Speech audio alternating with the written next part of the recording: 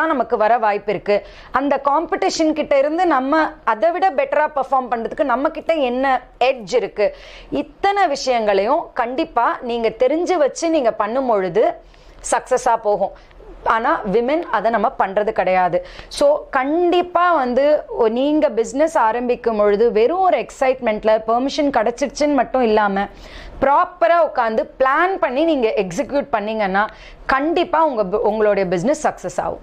Ladies business பண்ணும்பொழுது முக்கியமான சில விஷயங்கள் பார்த்தீங்கன்னா உங்களுடைய இமோஷனல் கோஷன்ட். ஓகே, நம்ம நிறைய வீட்லேயே நம்ம இருக்கிறதுனால திடீர்னு திருப்பி வெளில வரதில்லை. பட் ஒன்று நல்லா ஞாபகம் வச்சுக்கோங்க, ஈவன் ஸ்கூல்ல காலேஜ்ல டாப்பர்ஸா இருந்து ஒரு பிரேக் கொடுத்துட்டு வரவங்க கூட என்னவோ பாட்டம்ல இருந்து ஸ்டார்ட் பண்ற மாதிரி ஃபீல் பண்ணுவாங்க.